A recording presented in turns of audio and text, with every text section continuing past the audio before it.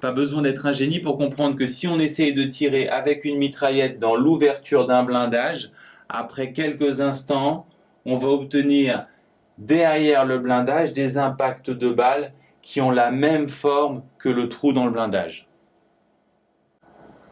De la même façon, si la lumière était constituée de grains de lumière, en tirant avec un laser à travers l'ouverture d'un blindage, on devrait avoir une tache de lumière de la même forme que l'ouverture. Mais ce n'est pas le cas. En fait, si on fait l'expérience, on constate que la tache de lumière n'a pas la forme de l'ouverture, elle est perpendiculaire à l'ouverture et elle s'accompagne d'une succession de taches claires et taches sombres. En fait, tout se passe comme si, en arrivant au niveau de l'ouverture, la lumière était repropagée, un peu comme une onde aquatique en arrivant dans un port. Historiquement, et on peut vous le demander, ces expériences de diffraction ont démontré le caractère ondulatoire de la lumière. À partir de là, il devient évident que la lumière devrait être regardée comme une onde. On verra plus tard que la nature de la lumière est en réalité plus complexe.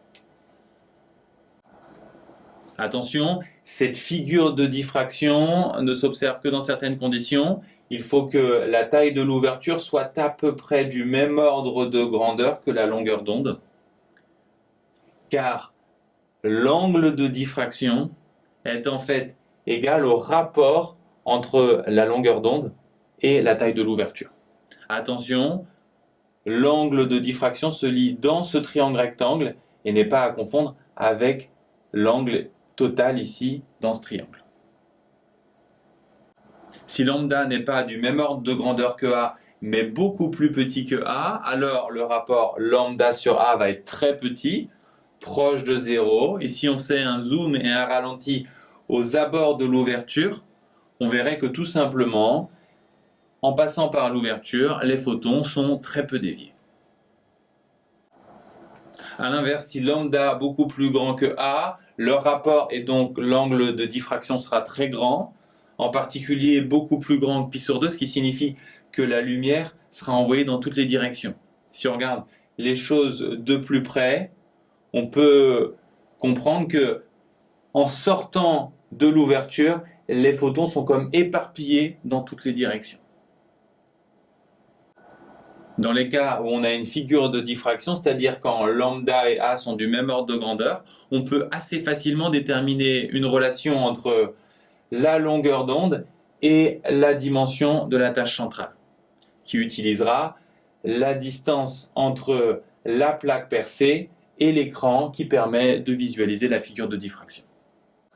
Pour établir cette relation entre lambda et D, vous devez bien sûr connaître cette formule physique. Ensuite, tout le reste, c'est des maths. Vous commencez par travailler dans ce triangle et vous vous intéressez à la tangente de l'angle de diffraction. Je vous rappelle que la tangente, c'est l'opposé sur le côté adjacent. Donc ici, ça fera D sur 2 divisé par L. Autrement dit, D sur 2L. Ensuite, il faut savoir que si l'angle est petit, ce qui normalement sera toujours le cas pour vous, on peut approximer tangente θ, sinus θ et θ, c'est-à-dire qu'on considère qu'ils sont tous égaux. Conséquence, on peut dire que θ est environ égal à D sur 2L. On a donc deux approximations de θ qu'on peut rapprocher, et avec cette relation, on pourra déterminer lambda, D ou A en fonction des autres paramètres. Alors si on cherche lambda par exemple, on aura A fois D sur 2L. Si on cherche D, on aura 2L lambda sur A. Et si on cherche A, on aura 2L lambda sur D.